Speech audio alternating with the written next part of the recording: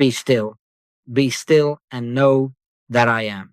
Before we say what is true, let us retire within, not to think a thought, not to make a plan, not to project an outcome, but to hush the inward clang of will and worry so that the listening ear may discover the presence closer than breathing. Keep a spiritual finger upon the lips. Be still and know that I am God. In this stillness, where words subside and the sea of mind lies calm, we begin not with effort but with premise. If we accept that 2 times 2 is 5, we have spoiled our entire mathematical demonstration before the first line of the problem is worked. Do you see? No amount of perspiration, no staying up nights with sharpened pencils and cramped hands, no extra credit for zeal can make a false equation yield a true result.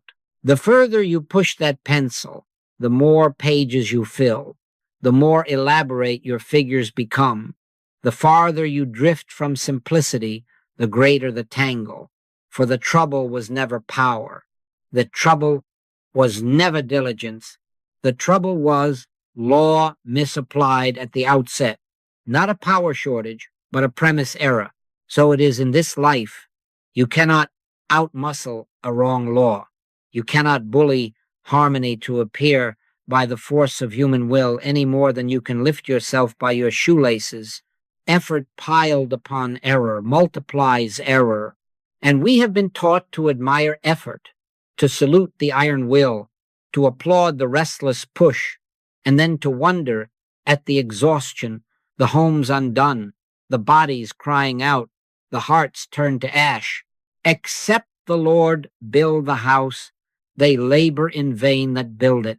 Not in part, not occasionally, not to make up the deficit. Except the Lord, except the inner law, except the eye, in the midst vain is the building, vain the vigilant watchman who paces the rampart with a sword of fear, for the very premise condemns the demonstration to imbalance.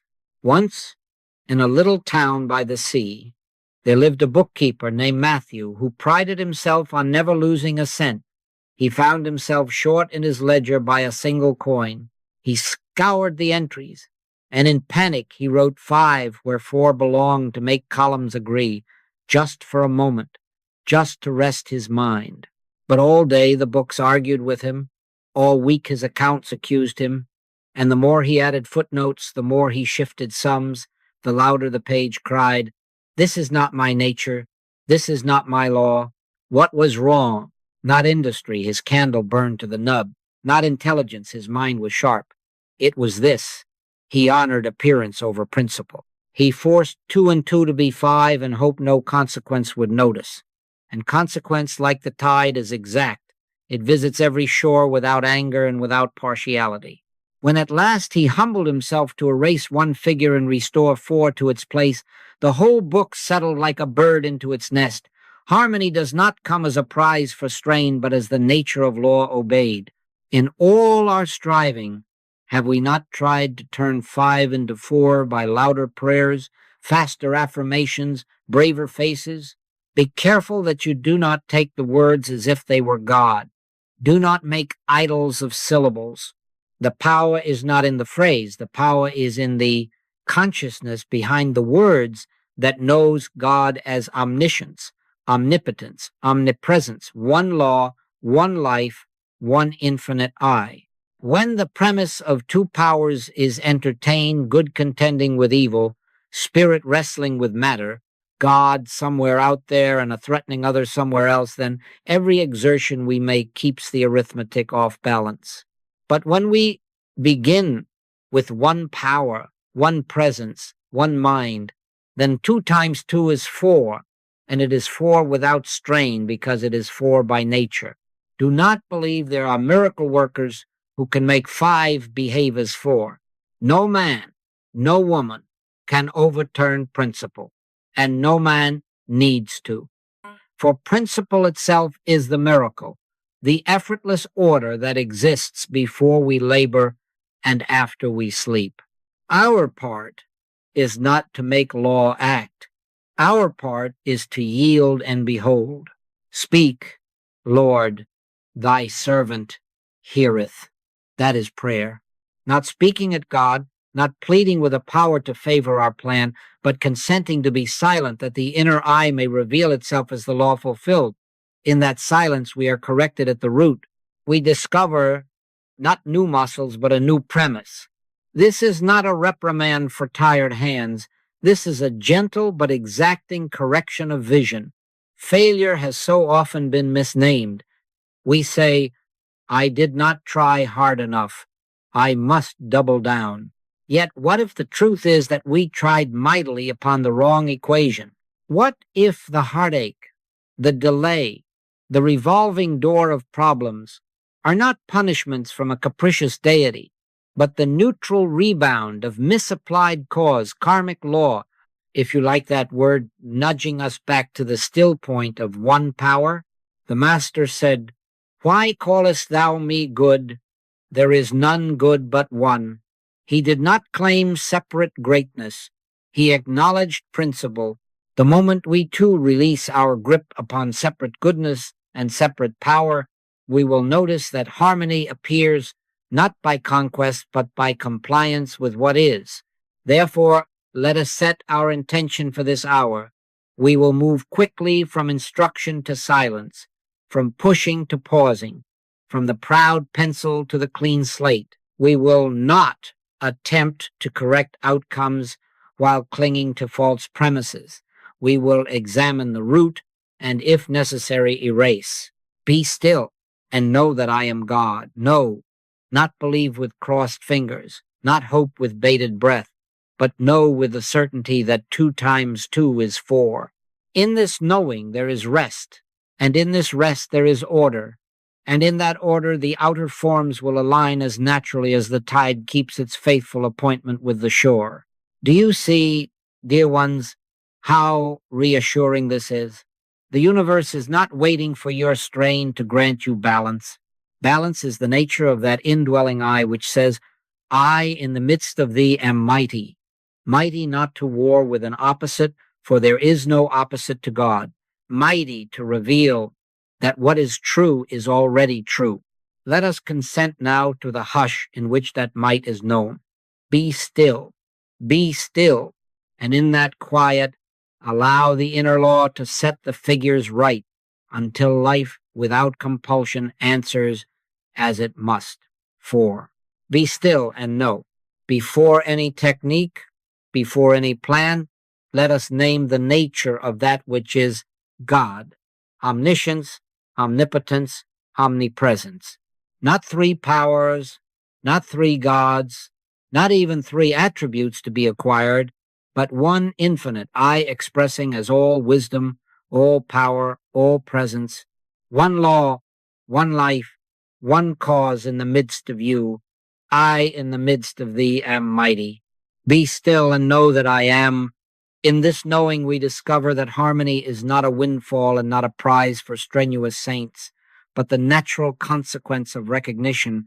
In the recognition of omniscience, omnipotence, omnipresence, there is a demand for silence.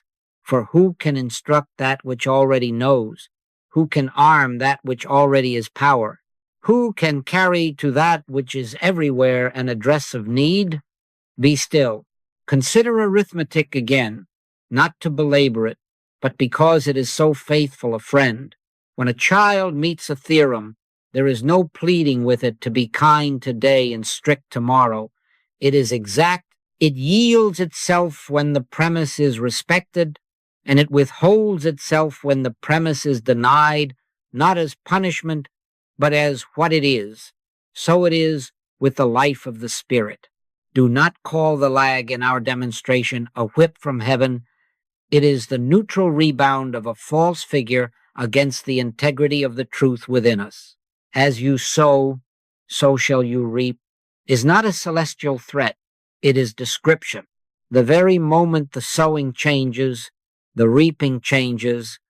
The very moment light enters, so-called punishment ends, because there is nothing to punish when ignorance is dispelled.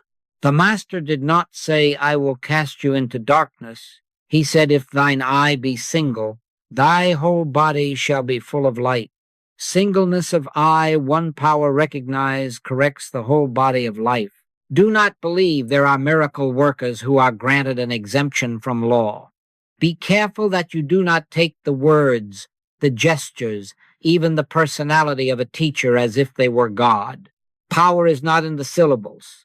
Power is in the consciousness that rests in omniscience, omnipotence, omnipresence, and becomes transparent. No man can perform a miracle except the miracle of silence. And in that silence, God reveals the order that already is. When you are tempted to seek a lucky break, a charmed touch, pause and remember, the only dependable miracle is the exactness of spiritual law, which, like a tested theorem, proves itself whenever the conditions of recognition are met. Heaven and earth shall pass away, but my word shall not pass away, not a spoken word only, but the word that is principle, the I that I am. You ask, how shall I know that what I hear is of God and not of man's cleverness? Try the spirits, whether they be of God. Try them by their fruits in your own consciousness.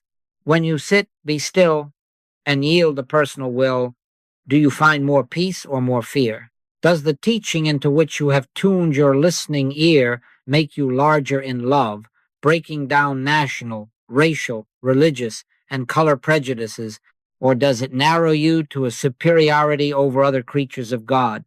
By their fruits you shall know them. The spirit that is of God leads to omnipresence acknowledged, therefore none shut out. Omniscience trusted, therefore no need to manipulate.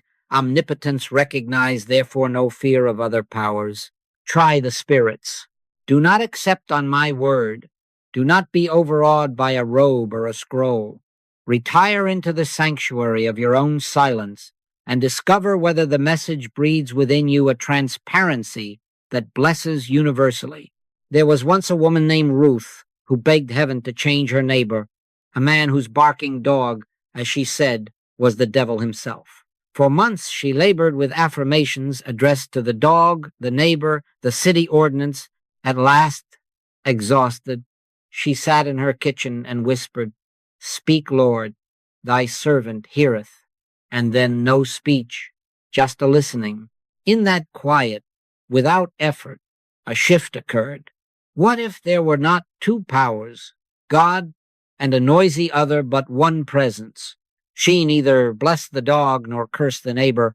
She recognized omnipresence. The next morning she baked bread and carried it across the fence without program.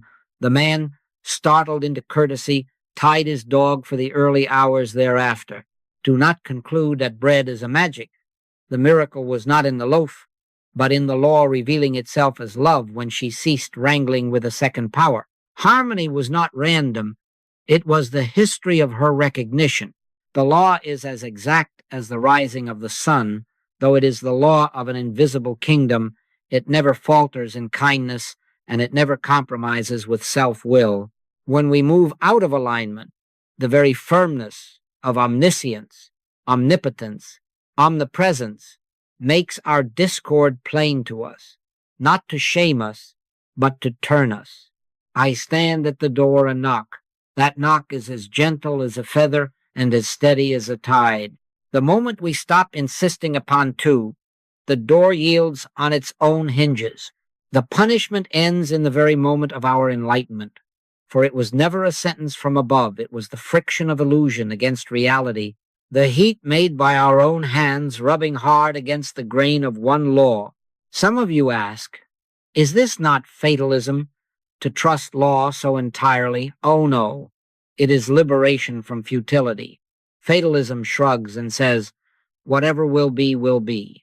Spiritual law says, what is of God is, and as you consent to it, the outward forms will reveal the inner, not laziness, beholding, not passivity, transparency, not to be seen of men, but inwardly always sitting at the feet of the eye in the midst until the exactness of omniscience instructs, until the sufficiency of omnipotence upholds, until the breadth of omnipresence dissolves fear. Then the act of commitment, tangible love, proves the teaching. If the revelation within you does not result in wider generosity, in feeding the hungry regardless of flag, in educating children other than your own, then you have dabbled in words and not in law. Therefore, let us place our trust where it is worthy. Trust the reliability of spiritual law as you would the compass that knows north, as you would the theorem that stands firm, whether uttered in one tongue or another. If today you are tempted to chase the spectacular, to consult 10 counselors, to multiply words, stop, be still, keep the finger on the lips, and listen. My sheep hear my voice. The voice is not sound. It is the certainty that arises when the premise is one God. Omniscience, therefore, I do not outline. Omnipotence, therefore, I do not fight. Omnipresence, therefore, I do not fear or exclude. From this quiet you will rise not with a plan to conquer, but with a willingness to love, and that love, obeying law, will shape the appearance without strain. Do you see, dear ones, why there can be no lucky breaks in the kingdom? Luck is the fiction of two powers, a benevolent chance that sometimes smiles, a malignant chance that sometimes frowns. In God there is fulfillment by law. With what measure ye meet, it shall be measured to you again, announces not doom, but dependability. Measure love, and love appears. Measure secrecy and fear, and the same answer returns, not as vengeance, but as the bookkeeper's column, speaking the truth of what has been set down.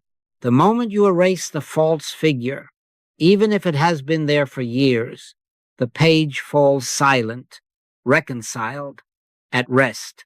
Let us, then, be careful and bold, careful not to rely on words as if they were God, careful not to worship personalities, bold to test by fruits, bold to trust law completely, retire many times in each day to sacred silence, acknowledge the triad omniscience, omnipotence, omnipresence, listen, yield, and then in the market, in the kitchen, in the chamber of decision, allow that exactness to conduct you.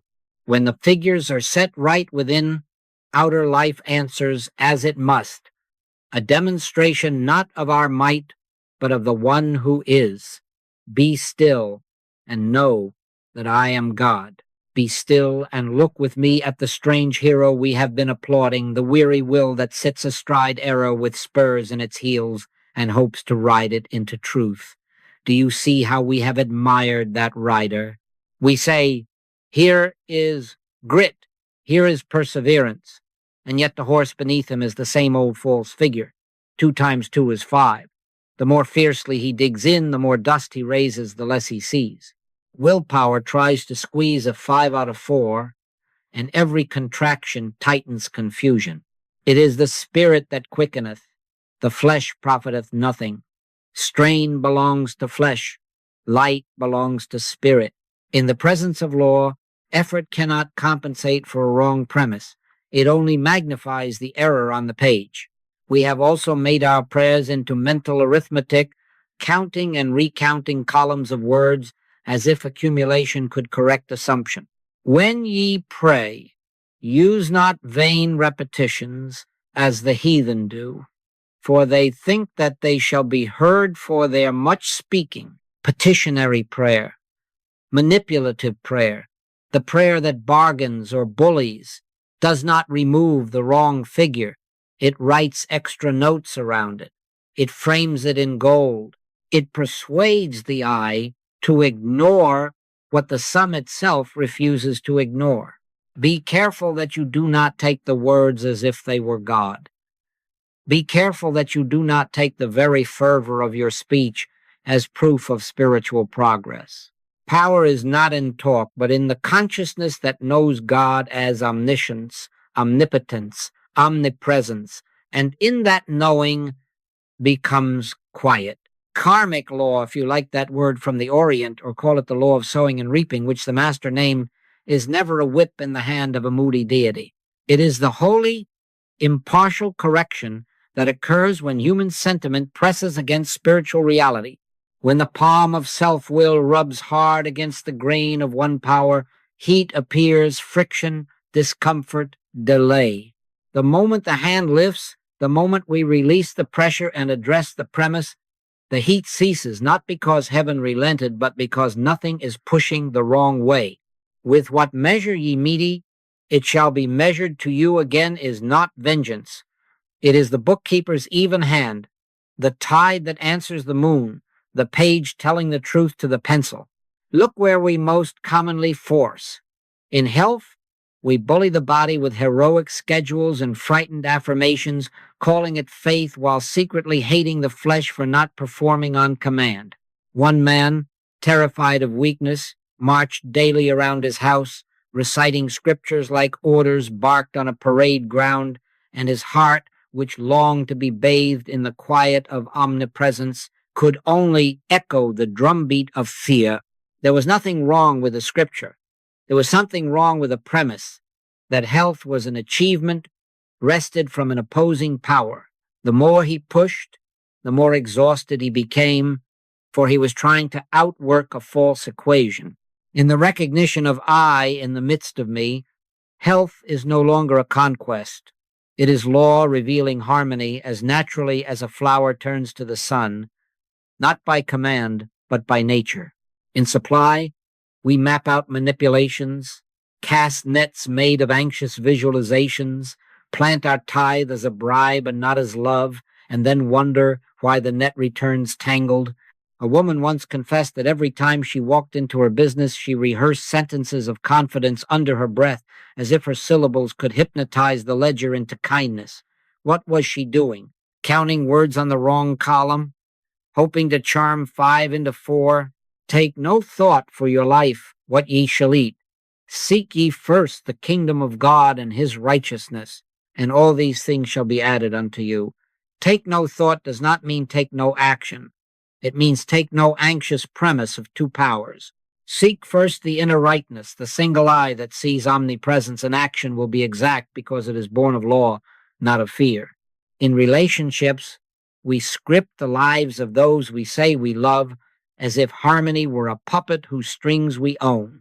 We monitor phones, correct tones, choreograph smiles, and the more we arrange bodies and calendars, the more the heart escapes us, because we are attempting government by anxiety. A mother once fretted herself sick trying to enforce courtesy in a grown son with lectures that grew longer as his silences grew deeper. She loved the form of courtesy and had lost sight of the law behind it. Love that is transparent, not possessive, one power that includes without coercion. The day she surrendered her speeches to sacred silence, the friction ceased, not because she obtained a trick, but because in the absence of pressure, the reality of love could surface in its own way, in its own time. Charity suffereth long, and is kind, seeketh not her own. Do not conclude that we glorify passivity. We are diagnosing the uselessness of misapplied effort, not in the words, not in the drumbeat of affirmations, in the consciousness that is yielded to omniscience, omnipotence, omnipresence is the axis of true doing. The act of commitment is not to grind the gears harder. It is to stop driving against the transmission. Be still. Let the premise be corrected, and then activity will flow obediently as an expression, not as a siege. No man can perform a miracle except the miracle of silence. And in that miracle, what we call correction is simply the vanishing of the lie in the light of what is. Perhaps you ask, how do I know when I am manipulating rather than praying? Listen within. Does your prayer tighten your chest, speed your pulse, and make you feel private and embattled? Or does it widen you until even your so-called adversary is included in your blessing? Do you rise from your meditation with a plan to force or with a willingness to behold? Ye ask and receive not, because ye ask amiss, that ye may consume it upon your lusts. To ask amiss is to ask from the premise of lack and opposition. To ask aright is to be so still that the inner eye speaks its sufficiency without words. Speak, Lord, thy servant heareth. Let us be careful. Be careful that we do not make idols of formulas. Be careful that we do not put halos on personalities. Be careful that we do not mistake volume for virtue. Try the spirits. Try the motive behind your prayer, the center from which your act proceeds. If it rises from fear of a second power, it will generate friction until the fear is seen and surrendered. If it rises from the recognition of one power, it will be gentle, exact, and quietly fruitful. And so, dear ones, release the pressure. Put down the whip you have laid upon your own soul. 2 times 2 will not yield 5, however long you command it, but the moment you return to premise, the page becomes your friend. In that return is our diagnosis and our cure. Misapplied willpower multiplies error. Address the premise and rest. Be still and know that I am God, one presence, one power, one mind in the midst of you. From that knowing, demonstration will be lawful, natural, and without strain. Be still and know that I let the dash be the doorway. Let the sentence end where the I begins. For who shall supply a noun to the name that is before words and beyond them?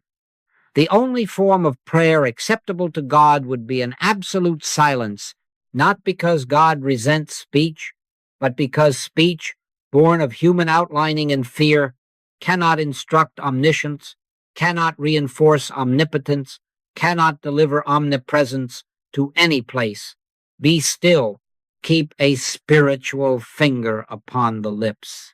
Speak, Lord, thy servant heareth. And then do not speak. Attend. You have tried to correct the page by writing harder, darker, more decorative numbers, but prayer is not a fresh inscription. Prayer is the eraser. Sacred silence is the blackboard cleaner.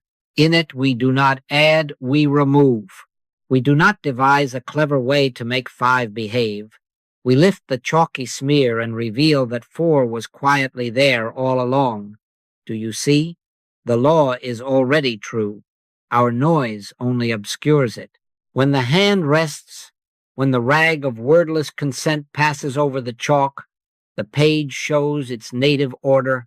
If thine eye be single, thy whole body shall be full of light. Singleness of eye, one power acknowledged, makes the figures plain. Let us be very simple and very exact. Practice silence and short obediences many times in each day. Before you answer the phone, before you send the letter, before you step into the room where heat has been, before you sign the contract, lay a finger upon your lips inwardly and retire to the secret place. 10 seconds will do when the heart is willing. A minute will do when the mind is noisy. 5 minutes will do when the sea is in storm. Not to extract the result, not to squeeze heaven into compliance, but to remember the premise. The kingdom of God is within you, not out there to be persuaded. Enter, close the door, be still. Some will say, but what do I do in that silence? And I answer, nothing. That is its sanctity. Any doing becomes saying. Any saying becomes chalk. Take no thought. Let the eye that is nearer than hands and feet declare itself without syllable.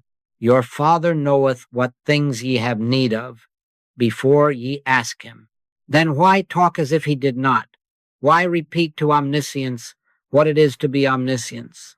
In silence we cease trying to get, and we begin to behold the given. I have hidden manna. I am the bread of life. The storehouse which I am does not open to clamor. It opens to quiet confidence. In that quiet, what we call supply, guidance, protection, appears as forms obedient to an inner fact. We do not force the river. We remove the dam of 2-power fear, and the river keeps its ancient appointment with the sea. Be careful that you do not turn silence into a technique to manipulate appearances, for then you have only varnished the five. Silence is not a charm, it is surrender. No man can perform a miracle except the miracle of silence, and even that is not his doing, for in his quiet he becomes transparent to the miracle-working Spirit. Pay attention not to the words you do not say, but to the consciousness behind the unspoken, God, omniscience, omnipotence, omnipresence.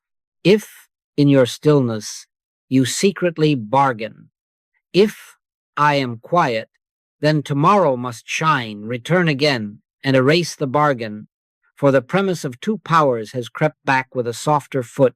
Be still, not for tomorrows. Be still for what is.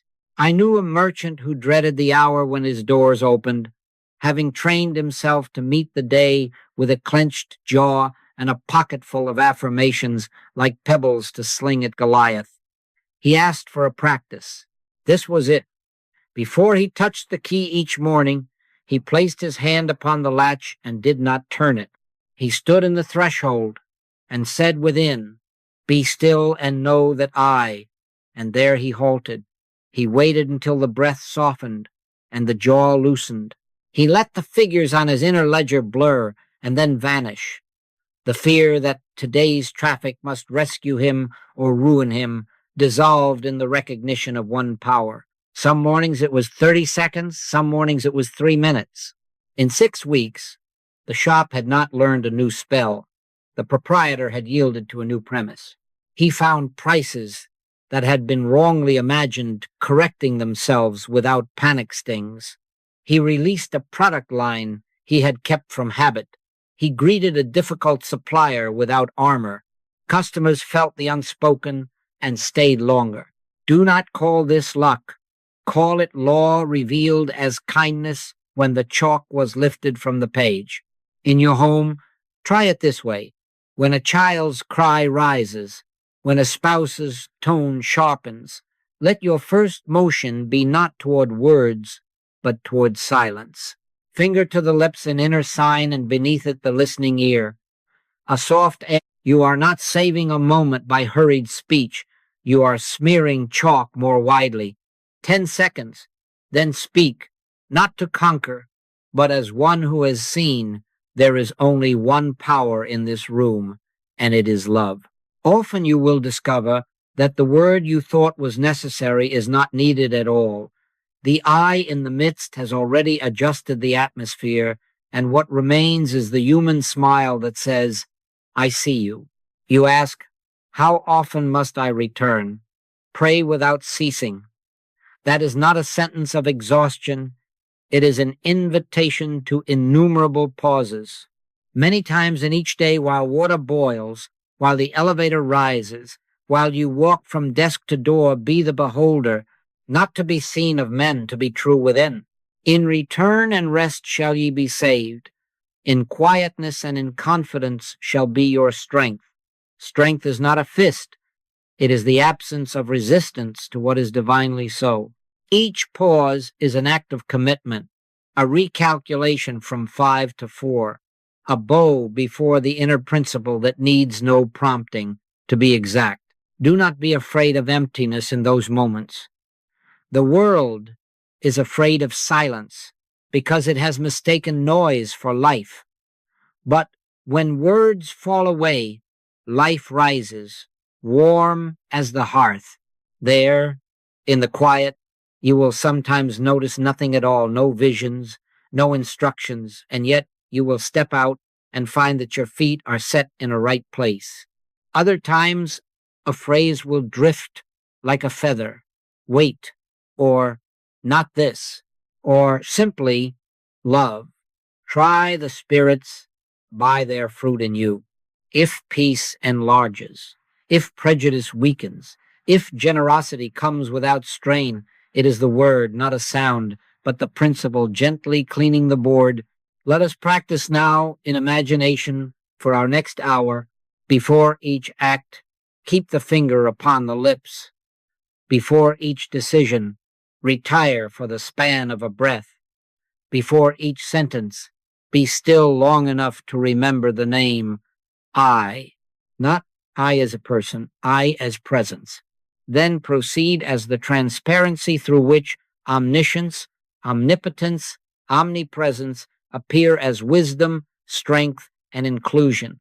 Allow the law to write its own figure. 2 times 2 is 4, and 4 requires no defense. When the hand of silence has passed, the page will show what always was. Be still and know that be still, and let us consider the one who stands where your breath rises and falls, closer than the movement that names you alive. I is the name of God. I, in the midst of me, is that God omniscience, omnipotence, omnipresence, not walking toward me from a far place, not arriving if I call enough, but abiding as the law itself, the divine mathematician, whose figures are pure and whose ledger balances without sweat. The kingdom of God is within you. Within means here, means now, means the very context of your thinking is held inside an infinite that has no opposite. Be still and know that I am. And then notice how quickly the personal tongue wants to seize that name and decorate itself with it. Die daily to that word I, which is only memory and biography and plan. I die daily, said the apostle. For the personal I must become transparent, that the I, which is God, may be seen and heard and felt as sufficiency. In all my years I have learned this much. The law does not need our repair, the law needs our release. The I at the center, call it Christ, call it the presence, call it I am, does not come with canvas bags of supply and planks of protection from an outside warehouse. I have hidden manna. I am the bread of life. The storehouse which I am is the quiet fullness that, when acknowledged, appears as bread on the table, wisdom in the decision, safety in the storm. Sufficiency is intrinsic, not imported. When you believe you must attract it from a reluctant sky, you have introduced a second power and the chalk begins to smear again. Be still. Consent. Let the I in the midst be what it eternally is, and watch law demonstrate itself as exactness. The personal I wants applause for performance. The divine I requires transparency. Why callest thou me good? There is none good but one, that is, God. The Master did not make claims for a human teacher. He pointed to the Father within. Do you see? The Father that dwelleth in me, he doeth the works. This is our practice of identity. Many times in each day, withdraw the hand that reaches for credit or blame. Let the sentence end where the I begins. Not I, the person, shall speak well today. I, the presence, will be beheld and will speak itself as kindness through whatever syllable is at hand. Not I, the planner, shall save this enterprise. I, the law, will set the column right as I withhold my anxiety and watch. Imagine with me a craftsman at his bench. A beam lists slightly out of true. His habit is to press, to force, to nail with a righteous speed. Today he places his hand on the wood and pauses. Be still and know that I, and here he stops. The pause is the surrender of authorship. Out of that stillness he sees what was missed. No thunder, no trumpet, a hidden knot that wants a different cut. He obeys, and the frame sets naturally. Do not call it luck. Call it the omniscience of I in the midst, realized, the law that, when acknowledged, governs the next motion without strain. Consider a nurse in the ward, where pain is loud, her training is sound, her schedule is packed, her heart is tempted to conquer suffering with volume. Standing at a doorway, she keeps the finger upon the lips. Speak, Lord, thy servant heareth. She enters, not as a doer with a bag of tricks, but as a beholder, transparency for the one presence. Words become fewer and kinder. Her hand adjusts the pillow. Her eye softens the room. A medication time aligns with the body's rhythm. The patient breathes easier. Do not give the nurse a halo or her silence a superstition.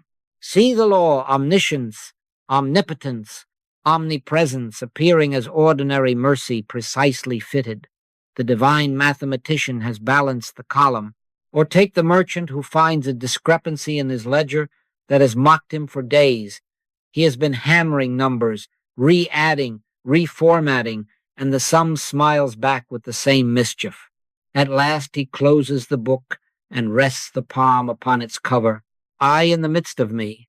He does not ask for magic. He ceases insisting that the number obey his tension.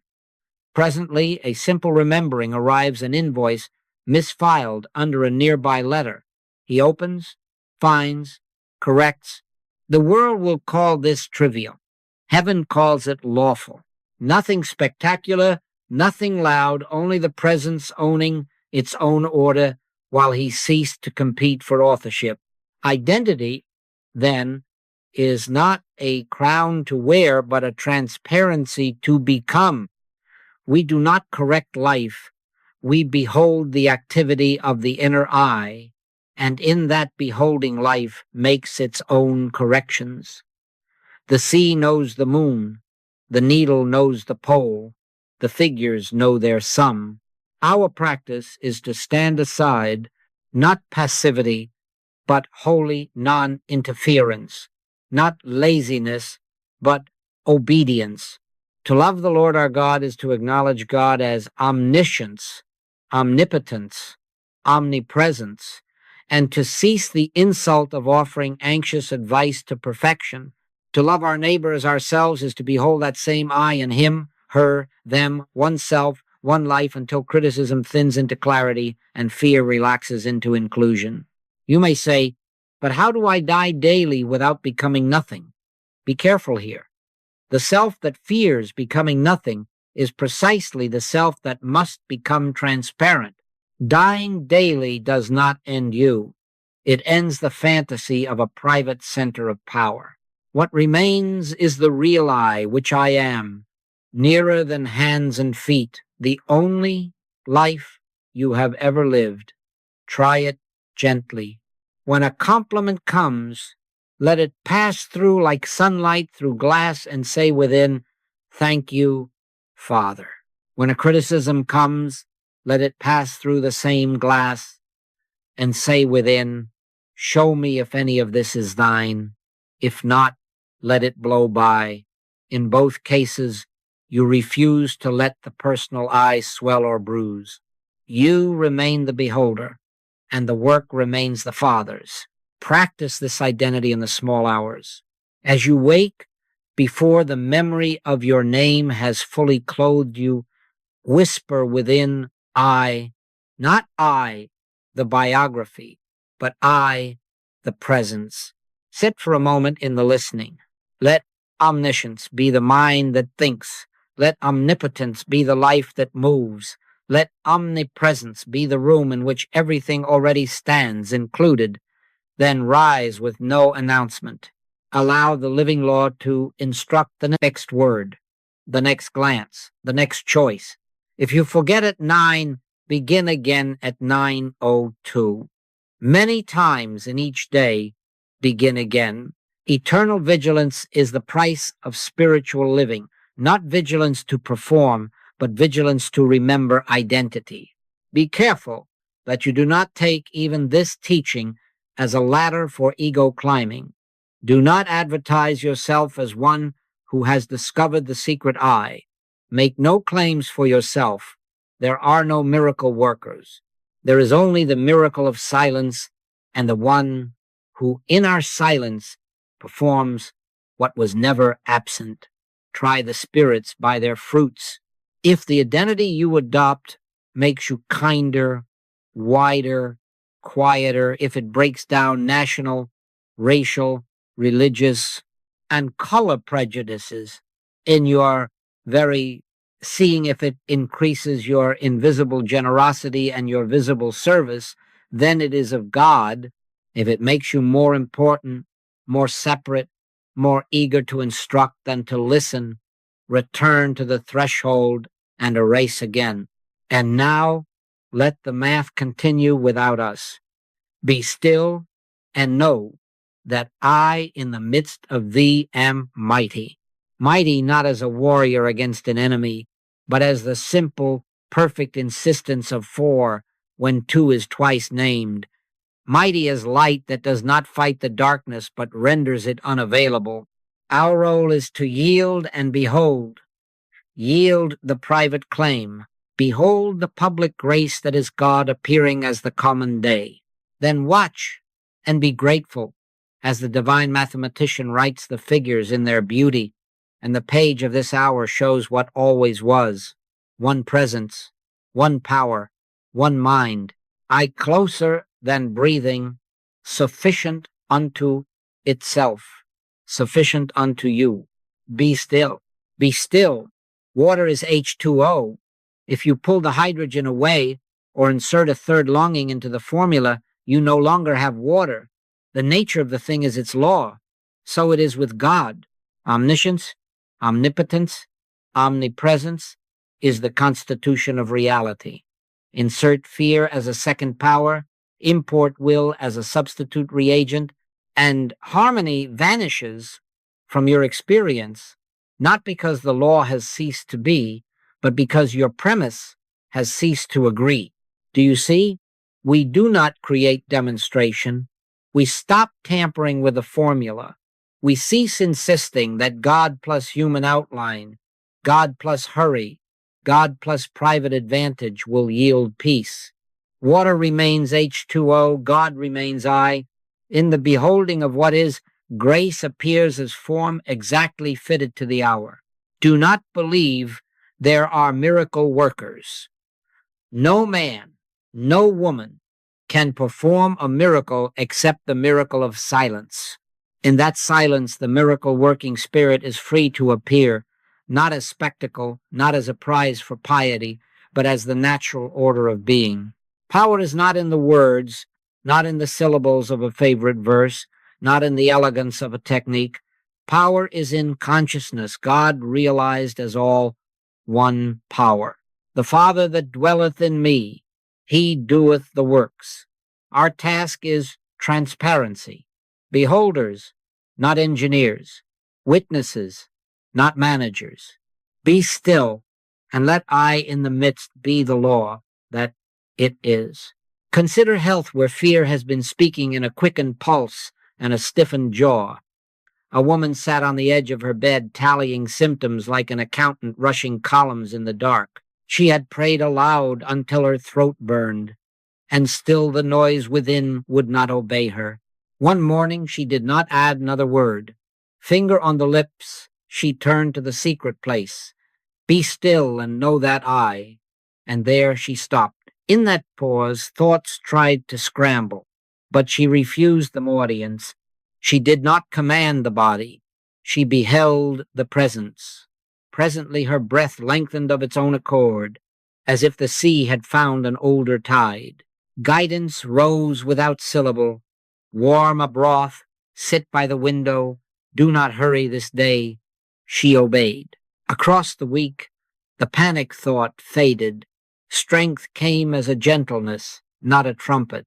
Do not call it magic, call it law recognized.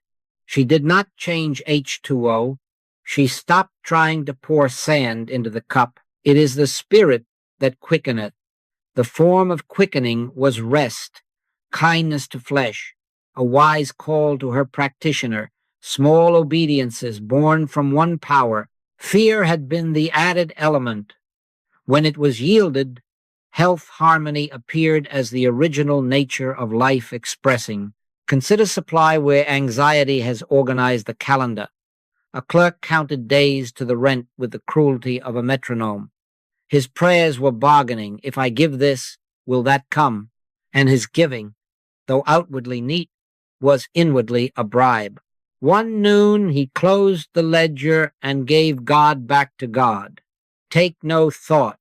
He kept the finger upon his lips and sat in the listening. No plan arrived, no lottery of heaven, tumbled coins, only a quiet inclination. See what is unnecessary. Thank me for what is. Write that letter you have delayed. He obeyed. A subscription no longer serving was canceled. A skill he had despised in himself was offered to a neighbor, not for a fee, but for love. Within 2 days, a recommendation from that neighbor opened an extra shift well fitted to his hours.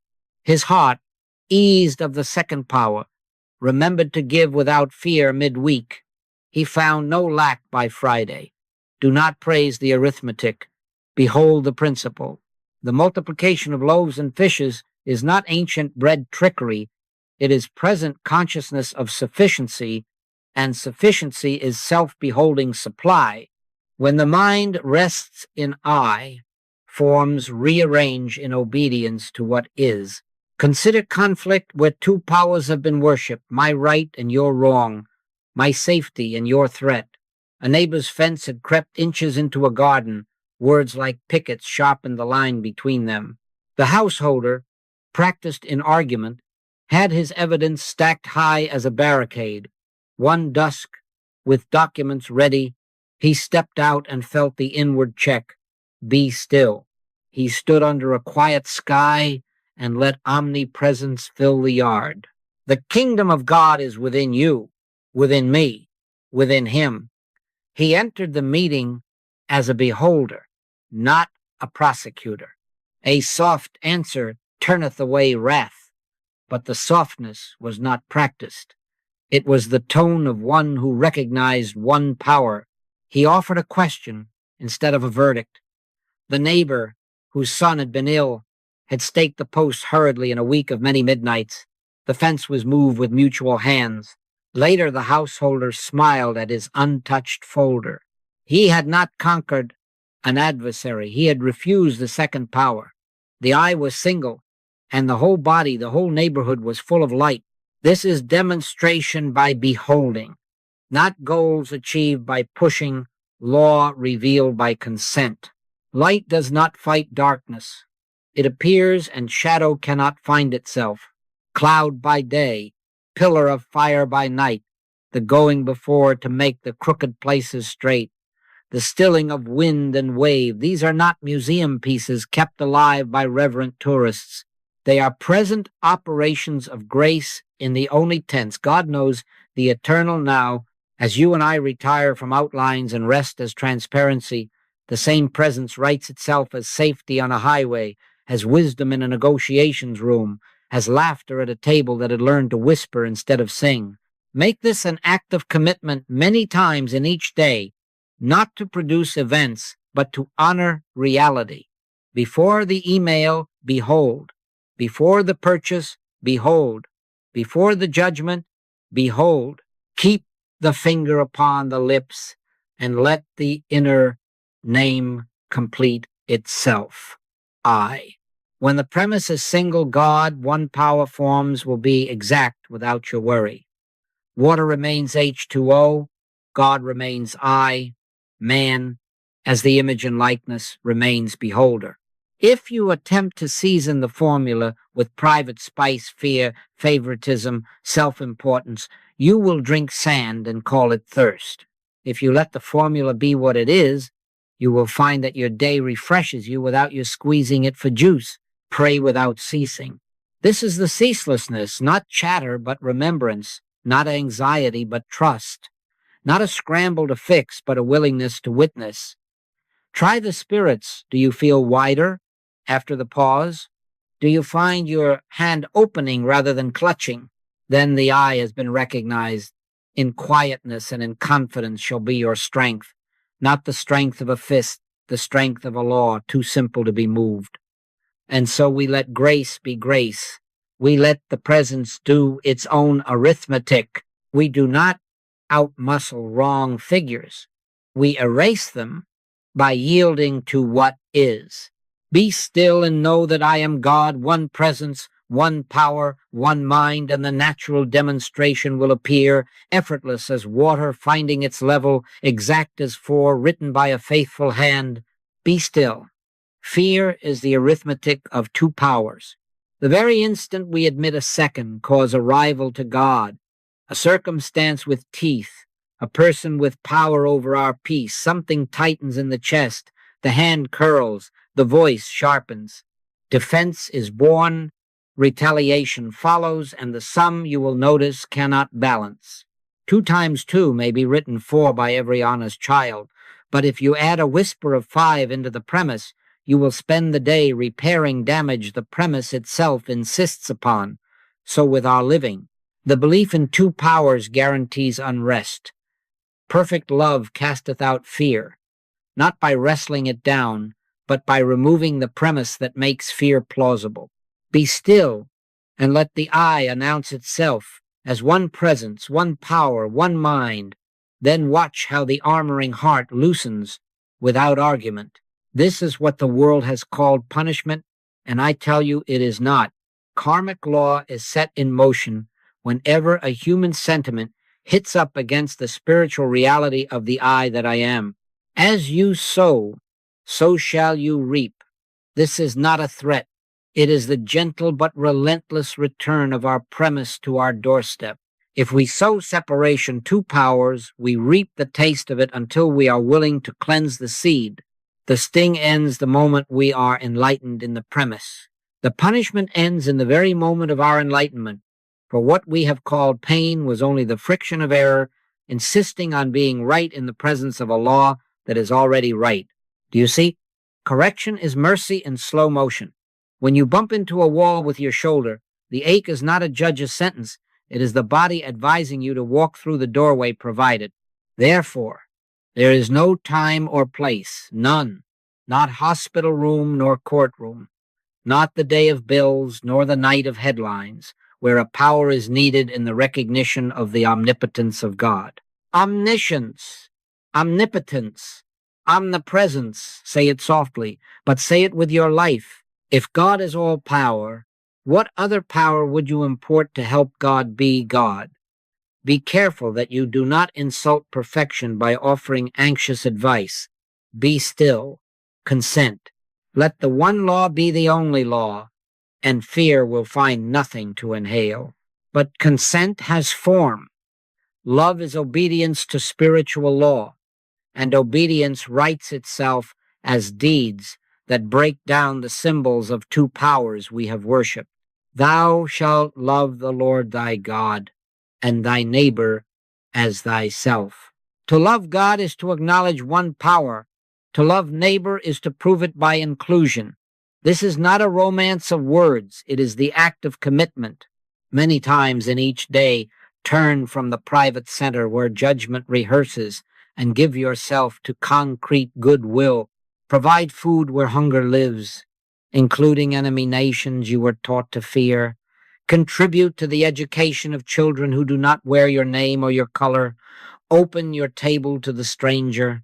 Let your business practice cease to penalize those who can least afford the fee. Break down national, racial, religious, and color prejudices, not as a political project, but as worship obedience to one power. Inasmuch as ye have done it unto one of the least of these, ye have done it unto me. There is only I to receive. There is only I to give. Someone will ask, but what of evil men? Be still, and do not be deceived by appearances. Judge not according to the appearance, but judge righteous judgment. The man you call evil is the same. Self you are, obscured by the fog of 2-power belief. Do not give his fog more weather. Retrain. Attention. Pay attention to the consciousness behind the words. When you hear a speech dripping with separation, do not be fascinated by its syllables. Listen for the emptiness where I has not been acknowledged, and fill that emptiness silently with recognition. I in the midst of me. I in the midst of thee. Then act as love requires firmly, sometimes with boundaries that protect the innocent, but never as if a rival power has appeared on the scene. If the inner premise is one power, even your no becomes a form of yes to the law, yes to justice that heals rather than humiliates, yes to correction that restores rather than crushes. Consider your news, the steady drip designed to persuade you there are many powers snarling at the gates. Practice here. Keep the finger upon the lips. Before the headline brands your heart, withdraw one breath length and remember, There is no time or place where another power is needed in the recognition of the omnipotence of God. Then go ahead, if conscience leads, to give, to write, to vote, to serve, but do not do it as if you were arming God. Do it as transparency, as beholder, your act, an instrument through which the already present law appears as bread, as policy, as shelter. You will notice the absence of fear in your motion. You will notice the absence of hatred in your clarity. That is your assurance that the premise is true. And in your closest circle, begin where fear most quickly rises. When a relative's opinion pierces, notice what believes it could be pierced. That is the private center asking for a second power to defend it. Be still. Return to the I. The Lord is my light and my salvation. Whom shall I fear? In that recognition, you may apologize without losing yourself, or hold your peace without sulking, or offer a generous concession that does not feel like defeat. Love fulfills the law because love is the transparency through which one power appears as harmony. Not emotion, obedience, not sentiment, service. Your forgiveness will include the one who does not share your flag. Your generosity will cross the street to the neighbor whose music you dislike. Your intercession will remember the prisoner you will never meet. This is purification. It is not the scrubbing of a sullied soul. It is the surrender of a false arithmetic. As we are purged of our belief in two powers, Christ called it the realized I enters experience as peace that does not require a winner and a loser, as supply that does not require another's lack, as safety that does not require another's exclusion. Try the spirits by their fruit. If your practice of one power is widening your circle and quieting your pulse, you are not imagining, you are obeying. In quietness and in confidence shall be your strength. Not the strength of a fist, the strength of a law, too simple to be moved. Be still, then, and begin again. Many times in each day, surrender the second power before it speaks. Keep the finger upon the lips. Pay attention not to the words, but to the consciousness behind them. Behold, I in friend and in stranger, in ally and in adversary, until the labels fall away and only the one remain. Freedom begins here when fear has no argument left because love has fulfilled the law through concrete inclusion. And the page of this hour, no longer smeared by retaliations, will show what always was. God all in all, for written where for has ever belonged. Be still. Freedom does not remain because we admired it once. It abides as we agree with it many times in each day. Spiritual living is an act of commitment, not an inspiration that visits at its whim. Eternal vigilance is the price of spiritual living, not a vigilance of worry, but of remembrance, recalculating to 2 times 2 is 4 whenever the mind tries to pencil in a 5. Do you see? Not force, not drama, not clever technique, simple fidelity to one presence, one power, one mind. Not by might nor by power, but by my spirit, and spirit is realized where we stand when the inner arithmetic is kept true. Let the day be given a rhythm, gentle but unwavering. In the morning, before the name of you has fully dressed you, turn aside, sit with the listening ear. Speak, Lord, thy servant heareth. Say little or nothing, for the only form of prayer acceptable to God would be an absolute silence. Whisper within, I. Not I, the biography. I, the presence. Acknowledge God as omniscience, omnipotence, omnipresence, not as a request, but as the fact by which this day is governed. Let the mind stand without a plan for a breath or two, and behold the law already present. Then rise. Make no claim for yourself. Make no announcement. Walk into the kitchen, into the office, into the street, as a transparency for the one. Through the hours, keep faith with small pauses. Many times in each day, Halt a sentence before it hardens. Keep the finger upon the lips. Be still. Recalculate. Be still and know that and let the name complete itself in silence. You need not close your eyes. You need not appear odd. Become a beholder in the very center of motion. The inbox opens. A traffic light turns green. A child cries in the next room. Let each become a bell of recollection. One presence, one power, one mind. The recalculation is often measured in seconds, but those seconds are the hinge on which outer harmony swings. The cloud by day and the pillar of fire by night are not found only in deserts of old.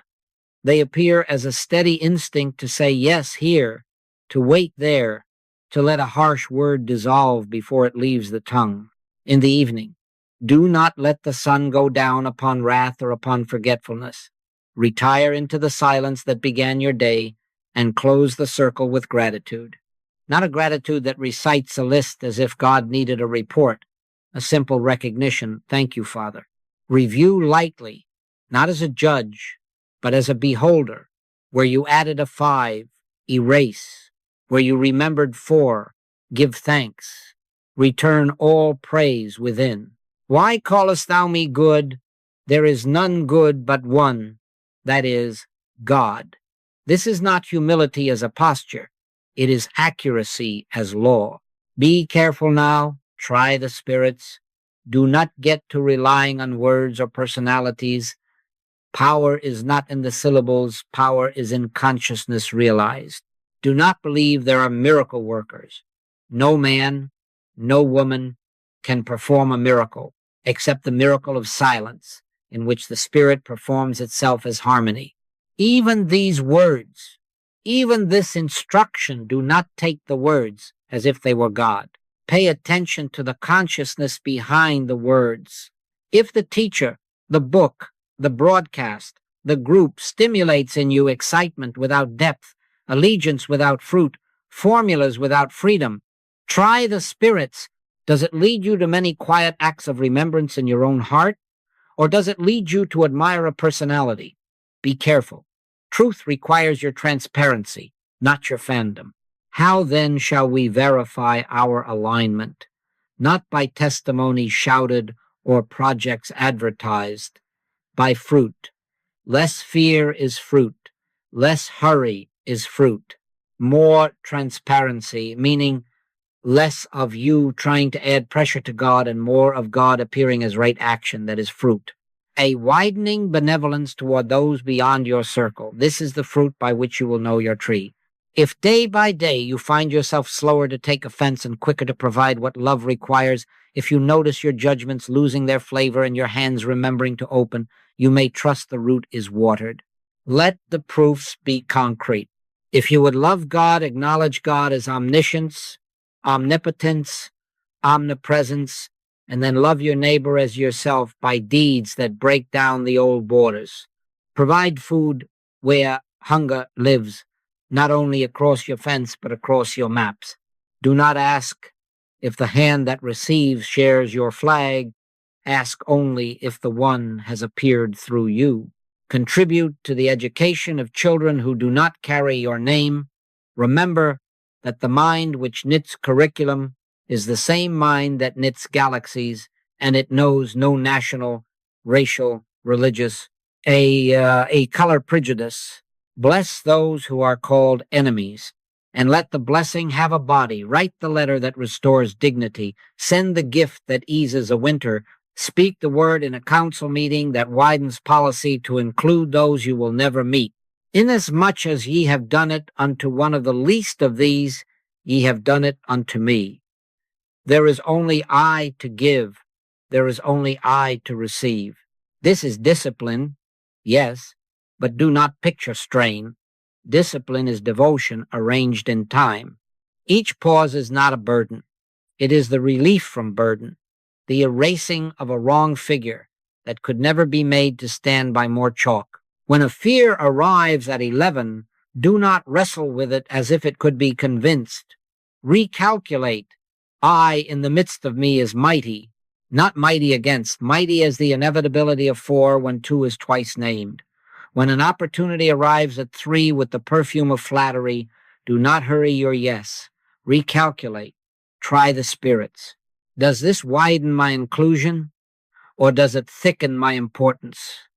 If importance swells, retreat into silence until only transparency remains. Make room, too, for the least acts that no one sees. Slip a bill into a grocery card without a signature. Learn the name of the janitor and let your gratitude be precise, not general. Adjust your business ledgers to remove penalties that prey on those whose margins are thin.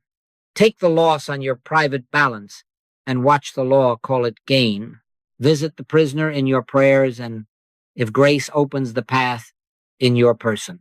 Pray for leaders you distrust, not with advice disguised as intercession, but with the beholding.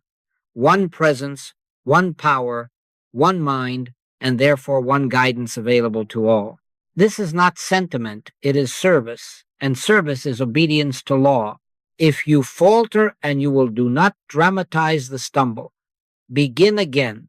If you forget at 9, begin again at 9:02. If you raise your voice at noon, keep the finger upon the lips at 12:01 and let the apology be the next true figure. Do not look for larger stages. He that is faithful in that which is least is faithful also in much. The law proves itself in the small and walks quietly into the large. And remember always, alignment is not proven by dramatic claims or effort. It is proven by daily obedience and universal benevolence, written line by line on the page of an ordinary day. Be still now and let us agree. Many times in each day, morning consecration, hourly inward pauses, evening gratitude, we will yield the personal outline and let the divine mathematician write. Speak, Lord, thy servant heareth. Pay attention not to the words, but to the consciousness. Try the spirits by their fruits. Keep the premise single.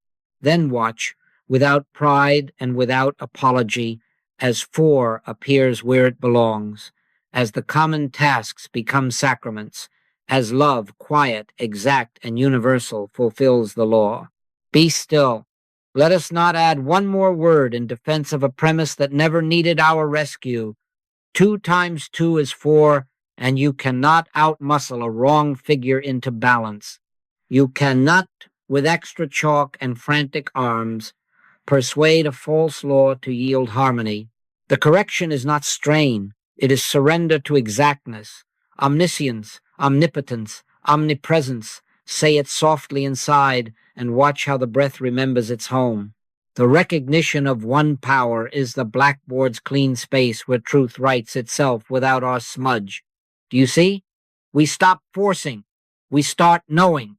We stand aside from I, me, and mine. We allow I to be what I is.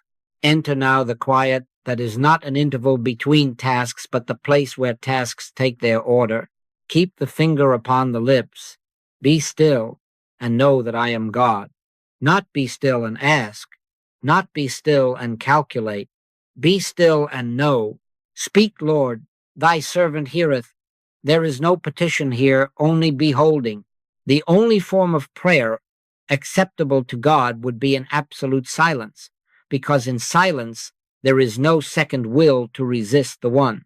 In that silence, the name announces itself closer than breathing, the I that I am, the storehouse that I am, the Father within that doeth the works. Sit inwardly now, even as you hear these syllables. Refuse to believe that sound is power. Power is not in words. Power is in consciousness realized. Let the thought say I, and then let even that thought be quiet. Allow the infinite, measureless presence to be your identity, your safety, your sufficiency, your way. The Father that dwelleth in me, he doeth the works. We are not engineers of miracles. We are the transparency through which the miracle-working Spirit appears as the exact rightness of each affair. Beholders, not managers, witnesses to law, not wrestlers with shadows. You have noticed, I trust, that when you step back from the personal engineer and sit in the beholder's seat, forms remember their places. Water remains H2O. It doesn't consult our anxiety before it flows downhill. So with grace, it is the nature of reality to express harmony, and it requires only that we do not import a rival premise, not by might nor by power, but by my spirit. And spirit moves where the mind has ceased pushing. The outer arrangement, an email answered with wisdom, a meeting that takes a merciful turn, a pain that loosens without drama, these are not trophies but tracings of a law meeting no resistance. I knew a craftsman who woke each dawn with a jaw set like a vice. He hit the shop floor ready to conquer problems by tenacity. Bolts stripped, tempers flared, deadlines mocked him. One morning, without a technique to learn and with nothing left to prove, he stepped behind the bench and closed his eyes for 10 counted breaths. I, in the midst of me, is mighty. He touched the work as a beholder. That day, the same tools fitted. A stubborn assembly yielded with a click that sounded like kindness. The apprentice, who often stumbled, suddenly understood without being corrected. Do not romanticize the shop. See the law.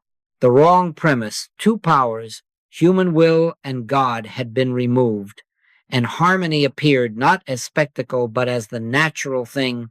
Let us seal now, not with a flourish, but with fidelity. Watch and pray without ceasing. Not a watch of nerves, but a watch of remembrance. Keep the finger upon the lips so that the first sound within is always the silent I. When the mind rises to advise God, let the counsel dissolve unspoken. When pride rushes to claim credit, whisper inwardly, why callest thou me good? There is none good but one. When fear drafts speeches for the hour you dread, cancel the meeting and hold the only conference that heals. In quietness and in confidence shall be your strength. Give thanks, not as a strategy, but as an acknowledgement that you have witnessed the law being law. Thank you, Father. Thank you that your omniscience acts as guidance before we ask, that your omnipotence requires no partner, that your omnipresence cancels loneliness and rivalry. Thank you that as we do not get in the way with I, me, or mine, the outer forms find their harmonious order without our noise. Thank you that the cloud goes before, the pillar of fire attends by night, and the crooked ways remember straightness when we remember you. Carry this into the least place. The bus queue that tightens a brow, the report that threatens a reputation, the child's question that interrupts your schedule, behold first. Let the arithmetic stand. 2 times 2 is 4. God is one power. The bus will not arrive for your impatience. Reputation will not secure itself by pretense. The child is not other than the one asking to be recognized as I in a small voice. Pause, admit the presence, then answer not as a performer but as a transparency. You will find that the cue becomes a fellowship, the report a clean correction, the child a teacher. Do not believe there are miracle workers. Do not get to leaning on syllables or personalities. Pay attention to the consciousness behind the words, and when you find it, rest, and let the Father finish his own sentence through you. This is benediction not because I speak it, but because you agree with it by silence. We are not ending anything. We are consenting to the only beginning there ever is, this instant of beholding. Peace, be still. The winds cease in the very measure that the inner sea is known as one. So, beloved, seal in silence. Stop forcing. Start knowing. Return again and again, many times in each day, to the inner eye that is the life of all. Watch and pray without ceasing. Keep the finger on the lips. Give thanks. Then Walk softly. Make no claims for yourself. Let love fulfill the law in concrete inclusion. And as the hours turn, do not be surprised when harmony appears as naturally as water finding its level, as exactly as four appearing where it belongs. Be still and know that I am God, one presence, one power, one mind, and let this knowing write your day without strain.